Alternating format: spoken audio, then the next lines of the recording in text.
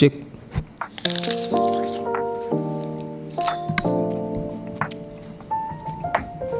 Right.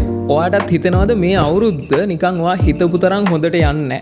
ඒ කියන්නේ හිතලා බලන්න ඔයා ලාස්ට් ඉයර් එකේ ඩිසෙම්බර් වල 2025 වල ඩිසෙම්බර් වල ඔයා හිතපු දේ ඊළඟ අවුරුද්දේ මෙහෙම දේ මේ පැත්තකට මම යනවා කියලා හිතපු දේ වෙන්නේ නැති ගතියක් තේරෙනවද? මේ වර්ල්ඩ් එකේ වෝ එකක් යනවා සා ඔයාටත් කිසිම මොටිවේෂන් එකක් නැහැ. ඔයාට කිසිම ඉන්ස්පිරේෂන් එකක් නැහැ කරන්න දෙයක් හිතා ගන්න අමාරුයි. ඔයා හිතපු විදියට නෙවෙයි දේවල් වෙන්නේ. ඔයා එක්ස්පෙක්ට් කරපු දේවල් ඔයාට ලැබුණ නැහැ. මට හිතුණා නිකන් කතා කරන කෙනා මෙන්න මේ වගේ මයින්ඩ්සෙට් එකක ඉන්නේ කියලා. අර තිබ්බ ස්පිරිට් එක, කියන්නේ හොඳ ඩිසිප්ලින් එකක් තිබ්බ අය වුණත්, හොඳ දේවල් අචීව් කරන්න හොඳ පාත් එකක් හදාගෙන ආපු අය වුණත් පොඩ්ඩක් සෙට් බැක් කරලා තියෙන ගතියක් සහ ඒ කියන්නේ මටත් තේරුණු දෙයක් තමයි මට ක්ලෝස් කරන්න තිබ ඩීල්ස් ටිකක් කරගන්න බැරි වුණා. ඊට පස්සේ සමහර පේමන්ට්ස් ඩිලේ වෙන්න පටන් ගත්තා සහ හිතන මොමෙන්ටම් එක නිකන් අඩු වෙනවා වගේ කියලා හිතුණා. හැබැයි ඔක ගැන ඇත්තටම හිතලා බලද්දි ඔක ඊට වඩා දෙයක් තියෙනවා. අපිට මේක හරි පැත්තකට හරව ගන්න, මේක තව පොසිටිව් පැත්තකට කරක ගන්න ලේසි. අපි හිතන තරම් මෙතන ප්‍රශ්නයක් නැහැ. ඔන්න ඕක තමයි මට හිතුණ දේ. මම ටිකක් මේක ගැන හිතලා බලද්දි ඉතින් මට හිතුණා මේක ෂෙයා කරගන්න ඕන කියලා. කවුරු හරි මේ වීඩියෝ එකක් බලන 100 දෙනෙක් හරි කමක් නැහැ. පොඩ්ඩක් හරි එහෙම ඩවුන් වෙලා ඉන්නවනම්, පොඩ්ඩක් හරි තිබ්බ මොමෙන්ටම් එක කැඩිලා නම්, පොඩ්ඩක් හරි තිබ්බ ඉන්ස්පිරේෂන්ස් අඩු වෙලා නම් අන්න ඒ කට්ටියට තමයි මේ වීඩියෝ එක. හරි. මුලින්ම මට කියන්න ඕන උන දේ තමයි ඔයා පොඩ්ඩක් අර වගේ මයින්ඩ්සෙට් එකක නම් ඉන්නේ, අර මොමෙන්ටම් එක තිබ්බේ නැත්තම් පොඩ්ඩක් පෝස් කරන්න. පොඩ්ඩක් නවතින්න. දුවන එක පොඩ්ඩක් නවත්තන්න. ඒ කියන්නේ මම හිතන්නේ මේ ඉන්ස්පිරේෂන් එකක් නැතිකම ඔයාට මොටිවේෂන් එක අඩුයි වගේ නම්, ඔයාට ටිකක් හිතපු මොමෙන්ටම් එක අඩුයි වගේ නම් සමහර වෙලාවට ඒකට හේතුව ඔයා එකම දේ රිපීටඩ්ලි කරන එක වෙන්න පුළුවන්. ඔයා මයින්ඩ්ලස්ලි කරන්න තියෙන ටාස්ක්ස් ටික කරගෙන නිකන් ලයිෆ් එක ගලාගෙන යන්න දෙන එක වෙන්න පුළුවන්. ඔයා කරන්න ඕන දේ තමයි, ඒ කියන්නේ මමත් කරන දේ තමයි, මම කරන්න try කරන දේ තමයි ඔයා පොඩ්ඩක් සෙට් බැක් වෙන්න ඕනේ. පොඩ්ඩක් පෝස් කරන්න ඕනේ. පොඩි බ්‍රේක් එකක් ගන්න ඕනේ. මොකද රීසෙට් එකක් ඕනේ. රීසෙට් එකක් ආවට පස්සේ ඔයාට හිතේ, ඒ කියන්නේ එක්සැම්පල් එකකට පොඩ්ඩක් වැඩ ටික නවත්තන්න. දවසක් දෙකක් පොඩ්ඩක් රිලැක්ස් එකේ ඉන්න. දවසක් දෙකක් කරගෙන ආපු දේ මොන හරි ඔයා අචීව් කරන්න හදන දේ ඔයා ස්ටඩි කරනවා වෙන්න පුළුවන්, ඔයා ජොබ් එකක් කරනවා වෙන්න පුළුවන්, ඔයාගේ බිස්නස් එකක් කරනවා වෙන්න පුළුවන්, ඔයා වෙන මොන හරි ගෝල් එකකට වැඩ කරනවා වෙන්න පුළුවන්. ඒ දේ පොඩ්ඩක් නවත්තන්න. දවසක් එහෙම නැත්නම් දෙකක් පොඩි පෝස් එකක් ගන්න. මේකෙන් ලොකු එෆෙක්ට් එකක් තියෙනවා. ආයෙ පාරක් ඔයාට රීතින්ක් කරන්න. හරි, මම මොනවද කරන්න ඕනේ? ඇයි මම මේක කරන්නේ? මොකක්ද මම අචීව් කරන්න හදන්නේ? මොනවද මගේ ගෝල්ස්? ඔක්කොම නෝට් ඩවුන් එකක් දාගන්න. ස්ටෙප් බයි ස්ටෙප් කඩා ගන්න. ඔයාට වැරදුනා නම් මොන හරි දෙයක් ඔයාට අතපසු වෙලා තියෙනවා නම් ඒක රිකවර් කරගන්න ප්ලෑන් එකක් හදාගන්න. මොකද ගිය දේ ගියා. එක කාටවත් හරවන්නත් බෑ අනිත් පැත්තට. හැබැයි මේන්ම දේ තමයි අපි කොච්චර හිතුවත් වෙන්න පුළුවන් නරකම දේ කාටවත් වෙලා නැහැනේ. ඔයිට වඩා නරක දේවල් වෙන්න පුළුවන්නේ. ඒක නිසා ඒව ඔක්කොම රිවර්සබල්. ඔයාට වෙලා තියෙන්නේ මොකක්ද? ඒක රිවර්සබල්. සහ ඇත්තට මේ උන දේවල් ගැන හිතලා බලද්දි ඔයාට මොකක් හරි ඩවුන් සයිඩ් එකක් තියෙනවා නම් හිතේ, ඇත්තටම ඕක ගැන හිතලා බලද්දි ඔයාට හිතේ ඒක හරියට උනේ නැති නිසා මම මේක ලොකු දෙයක් විදිහට අරගෙන තියෙනවා. හැබැයි ඕක ඇත්තටම හරියට හරියන්න එක ගැම්බල් එකක්. ඒ කියන්නේ ඔයා මොන හරි දෙයක් කරද්දී ඕක හරියන්නම කියලා කරන්න අමාරුයිනේ. ඒක වෙන්නේ නැහැනේ. වරදින එකත් හරියන එකේම ප්‍රොසෙස් එකක්. ඔන්න ඕක ඔළුවට දාගන්න නැති ප්‍රශ්නයක් තමයි ගොඩක් අය තියෙන්නේ. මොකද ඔකට ලොකු හේතුවක් මේ සෝෂල් මීඩියා වල එහෙම නැත්නම් ඔයා දකින්න වෙලාවට හැමෝම දානවා කොච්චර දේවල් අචීව් කරාද, මොනවද හරියට කරේ, ඒක හරියට කළේ කොහොමද, ඔය වගේ. හැබැයි කාසියේ අනිත් පැත්තක් තියෙනවා. ඕකේ අනිත් පැත්ත තමයි කවුරු හරි දෙයක් මොන හරි අචීව් කරද්දී ඒක යට දකින්න නැති, කාටවත් හිතෙන්නේ නැති ලොකු ෆේලියර්ස් ගොඩක් තියෙනවා කියන එක. ඉතින් ওই ෆේලියර්ස් ඔයාට අහව කියන්නේ ඔයා ඇක්ෂන්ස් ගත්තා කියන එක. ඒ කියන්නේ ඔයා මොන හරි දෙයක් ගැන හිතුව එක වුණත් ඒක ඇක්ෂන් එකක්නේ. ඉතින් ඒක ෆේලියර් එකක් වුණාට ඇත්තටම ඔයා සක්සස් එකට යන්න යට තියෙන අඩි ටික තමයි ඒක. ඉතින් ඒක නිසා ඒක ඔයා මිස් කරගත්ත දෙයක් හරි ඒකෙම ස්ටෙප්ස් කියන එක ඔළුවට දාගන්න. මොකද ඒක තමයි ඇත්ත. ඔයා ඩිමෝටිවේට් වෙන්න ඕන දෙයක් හරි ඔයා මේකෙන් නරකක් පැත්තට ගියා කියලා හරි එහෙම හිතන්න එපා. ඒක ඇත්තටම ග්‍රේට්නස් එකට යන එකේම ප්‍රොසෙස් එකක් කියන එක, ඒකෙම ස්ටෙප්ස් කියන එක ඔළුවට දාගන්න. මොකද ඒක තමයි ඇත්ත. රයිට්. ඊළඟට කතා කරමු මේ අර්බුදය ගැන. ඒ කියන්නේ මේ වර්ල්ඩ් එකේ වෙන දේ ගැන. ඕක ඇත්තටම ඉතින් කතා කරලා වැඩකුත් නැහැ. මොකද අපි කාටවත් මේක ගැන කන්ට්‍රෝල් එකක් නැති නිසා. කරන්න පුළුවන් හොඳම දේ තමයි ඕනම වෙලාවක අපිට ඩිසයිඩ් කරන්න බෑ අපි මොන විදියට අපේ ලයිෆ් එක ගෙවන්න කියලා ඔය වගේ එක්ස්ටර්නල් ෆැක්ටර්ස් වලදී.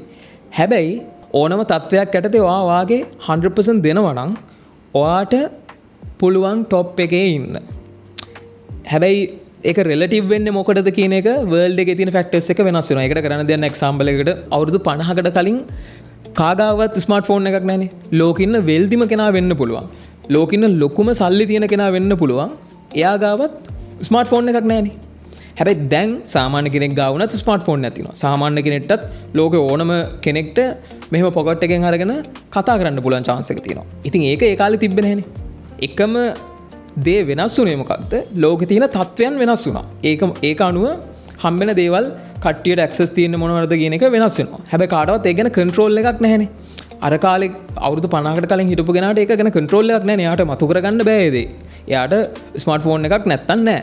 හැබැයි ඒ කාලේ හැමතිස්සෙම ග්‍රෝ වෙන්න හිතපු කෙනා, ඒ කාලේ හැමතිස්සෙම උඩට යන්න හිතපු කෙනා ඒ කාලේ තිබ්බ හොඳම දේවල් ලං කරගත්තා. ඒ වගේම දැනුත් හැමතිස්සෙම ඉම්ප්‍රූව් වෙන්න try කරන කෙනා අනිත් අයව පාස් කරගෙන ගිහිල්ලා හොඳකට හෝ නරකකට එයාට පුළුවන් හොඳ දේවල් ටික Tamanට attract කරගන්න. ඒ තත්වයන් යටතේ තියෙන හොඳම දේවල් attract කරගන්න. ඇත්තටම කිව්වොත් අර රිලටිව් තත්ත්වයක් ලෝකේ තියෙන හොඳ වෙන තරමට හොඳයි. හැබැයි ඒක එහෙම නෙමෙයි නම් වැඩ කරන්නේ. අපිට ඒක ගැන කන්ට්‍රෝල් එකක් නැත්තම් අපිට ඒක ගැන හිතලා තේරුමක් නැහැනේ. හැබැයි අපිට කන්ට්‍රෝල් එක තියෙන්නේ ඒ වෙලාවේ any given time Taman උපරිමය දෙනවා නම් ඒ වෙලාවේ තියෙන හොඳම දේවල් Tamanට attract කරගන්න පුළුවන්. ඉතින් මොන අර්බුදය ආවත් ඔයාගේ ඉම්ප්‍රූව්මන්ට් එක ගැන හැමතිස්සෙම හිතනවා නම් ඔයාට ඒව ගැන ලොකුවට ફોකස් කරන්න හේතුවක් නැහැ ඇත්තටම. මොකද ෆෝකස් කරලා තේරුමක් නැහැ. ඔයාට කන්ට්‍රෝල් එක තියෙනවා. ඔයාට කරන්න පුළුවන් එකම දේ නෙගටිව් වෙන එක නෙවෙයි. ඒ තියෙන තත්ත්ව යටතේ තමන්ගේ හොඳම වර්ෂන් එක වෙන එක. එතනින් එහාට ඉතින් දෙයක් කරන්න බෑනේ. තමන්ගේ හොඳම වර්ෂන් එක වෙන්න අපි හැමෝම try කරමු. එහෙම වුණොත් ඔයාට මොන හරි දේවල් ලෝකෙත් එක්ක නරක පැත්තකට ගිහිල්ලා ඒ දේවල් ඉවර වෙලා හොඳ පැත්තකට යද්දී ඔයා රෙඩි වෙලා ඉඳී ලොකු ජම්ප් එකක් උඩට ගන්න. මේ වෙලාවේ ඒක ලොකුට ඔයාට තේරුනේ නැති වුණා. ඊළඟ කාරණාව තමයි සාමාන්‍යයෙන් කම්ෆර්ටබල් වෙන එක හොඳ නැහැ කියන එක. මොකද ගොඩක් වෙලාවට අපි දේවල් හොඳට වෙද්දිත් දේවල් හොඳට යද්දිත් අර මං කලින් කියපුවේ අනිත් පැත්ත අපි too comfortable වෙනවා. අපි හිතන්නේ නැහැ අල්ටිමේට් ගෝල් එකට යන්නේ කොහොමද කියලා. මේකට හොඳ එක්සැම්පල් එකක් තියෙනවා. මට මේ ළඟදී යාළුවෙක් කිව්වා. එයා ණය ගොඩක හිර වෙලා ඉන්න එක ඇත්තටම හොඳයි කියලා. ඒ කියන්නේ ඒක මාර ඉන්ට්‍රෙස්ටිං කතාවක්. ඔයා ණය නැතුව ඔයා හරි රිලැක්ස්. ඔයාට සාමාන්‍ය හොඳට ඔයාගේ දේවල් හැමදේම කරගන්න ඔයාට සල්ලි එනවා. ඔයාට ඕනකටත් වඩා සල්ලි තියෙනවා. ඔයාට හරි රිලැක්ස් ජීවිතේ ඕන හැමදේම ඔයාගාව තියෙනවා. එහෙම වෙලාවක අර නෙක්ස්ට් ලෙවල් එකට යන්න ඔයාට තියෙන උවමනාව අඩුයි. හැබැයි ඔයාර ලෝන්ස් ටික කාරි හිර වෙලා ඉන්නවා නම් මොන හරි හිරවීමක් තියෙනවා නම් අනිවාර්යෙන් කළ යුතු දෙයක් තියෙනවා නම් ඔයා ඔටෝමැටිකලි වැඩ කරනවා. ඔයාට මොකද වෙන choice එකක් නැති නිසා. ඉතින් ඔන්න ඕක නිසා අපි ඇත්තටම මේ දේ ගැන හිතලා බලපුවාම හැමදේම හොඳ වෙලා හැමදේම කම්ෆර්ටබල් වෙලා තියෙන එකත් හොඳ දෙයක් නෙවෙයි ඇත්තටම. මොකද මම ඕක කියන්නේ මටත් ඕක වුණා ගිය අවුරුද්දේ අන්තිම හරියේ සහ ගිය අවුරුද්දේ හැමදේම හොඳට තියෙද්දි අපට අර next level එකට යන්න ඕන කරන උවමනාව නැති වෙනවා. අපි too comfortable වෙනවා. ඒ කියන්නේ අපට ඕන හැමදේම normally හම්බෙලා තියෙනවා. කිසි ප්‍රශ්නයක් නැහැ. එතකොට මොකද්ද වෙන්නේ? අපි procrastinate කරනවා. ඉස්සරහට වැඩ ටික දානවා. ලබන මාසේ කරමු, ලබන සතියේ කරමු. ඔන්න ඔය ටිකකින් කරනවා, හෙට කරනවා, අද ඉඳලම කරනවා. ඔන්න ඔය mindset එක එනවා. මොකද ඔයාට ඇත්තටම ඩේන්ජර් එකක් මුකුත් පේන්නේ නැහැ. හැබැයි මයින්ඩ්සෙට් එක ඩේන්ජර් එකක් තියෙනවා නම් මොනවා හරි අනිවාර්යෙන් කළ යුතු දෙයක් තියෙනවා නම් ඒකට දක්වන රියැක්ෂන් එකක් විදියට ඇක්ෂන්ස් ගන්න පටන් ගන්නවා. ඉතින් අර මගේ යාළුවා කිව්වේ ලෝන්ස් තියෙද්දි එයා හිර වෙලා නම් ඉන්නේ. එයා එක ගෙව්වේ නැත්තම්, එයා එකට වැඩ කළේ නැත්තම්, ඒ ඕන කරන ෆන්ඩ්ස් ටික හොයාගත්තේ නැත්තම්, ඒකට මොකක් හරි සොලියුෂන් එකක් දැම්මේ නැත්තම් එයා ඉවරයි වගේනේ. ඉතින් අන්නේ තත්ත්වය නිසා නැචරලිම එයා වැඩ කරනවා. නැචරලිම එයාට කරන්න ඕන ටික, එයා ප්ලෑන් කරන් තියෙන ටික කරන්න වෙනවා එයාට. ඉතින් ඔන්න ඕක ලොකු දෙයක්. ඒක නිසා හිතන්න සමහරවිට අපි හැමතිස්සෙම මේ කම්ෆර්ටබල්නස් එක, ඒ කියන්නේ කිසිම ප්‍රශ්නයක් නැති එක චේස් කරගෙන ගියාට ඒක ඇත්තටම ගොඩක් බ්ලෑන්ඩ් වෙන්නත් පුළුවන්. ඉතින් ඒක නිසා මේලා ප්‍රශ්න ටිකක ඉන්නවා නම් මේ ප්‍රශ්න කිසිම දෙයක් නැති වුණා නම් අනේ කියලා හිත ඉන්න එක පොඩ්ඩක් අඩු කරන්න හේතුව එහෙම වුණා කියලත් ලොකු හොඳක් නැහැ ඇත්තටම.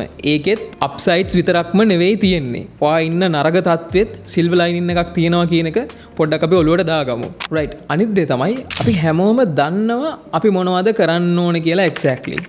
අපි නිකන් බොරුවට නොයිස් හදාගත්තට ඇත්තටම අපි හිතලා බැලුවොත් පොඩ්ඩක් පොඩි ටයිම් එකක් කරන් හිතලා බැලුවොත් අපි දන්නවා අපි මොනවද කරන්න ඕනේ කියලා. පොඩ්ඩක් මේක හිතන්න.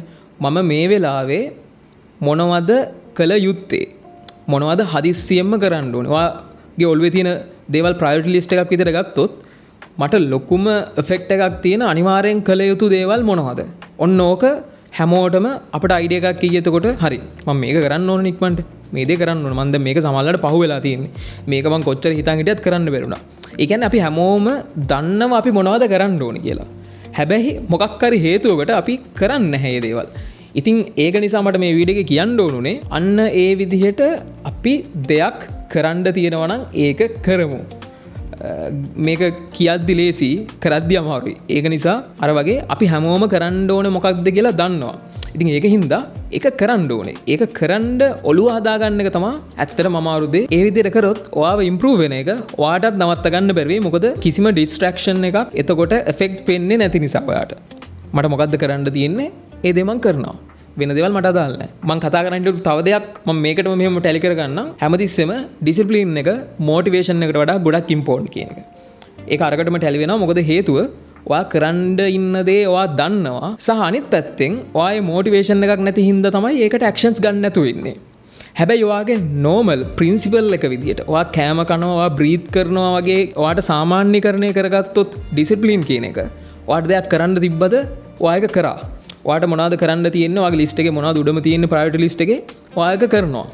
ඒකට මොටිවේෂන් එකක් අදාළ නැහැ. පොඩ්ඩක් අසනීපයිද කියන එක අදාළ නැහැ. වෙන පාරිසරික තත්ත්ව අදාළ නැහැ. ඔයා ලොකු ඉමර්ජන්සි එකක් නෙවෙයි නම් ඔයා ඒක කරනවා. එක්ස්කියුසස් දෙන්නේ නැහැ. ඒක නිසා ඔළුවට දාගන්න ඕන දේ තමයි ඔයා හැමතිස්සෙම මොටිවේෂන් එක පස්සේ යන්න එපා. මොටිවේෂන් එක කියන්නේ බොරු දෙයක්. ඩිසිප්ලින් එක පස්සේ යන්න.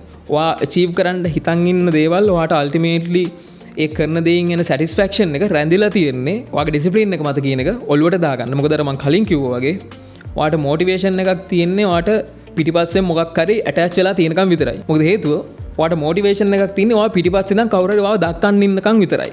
ඔයාව කවුරු හරි පන්නන්න ඕනේ. හැබැයි ඔයාට ඩිසිප්ලින් එකක් තියෙනවා නම් ඔයාට අදාළත්වයක් නැහැ අවුට්සයිඩ් වර්ල්ඩ් එක.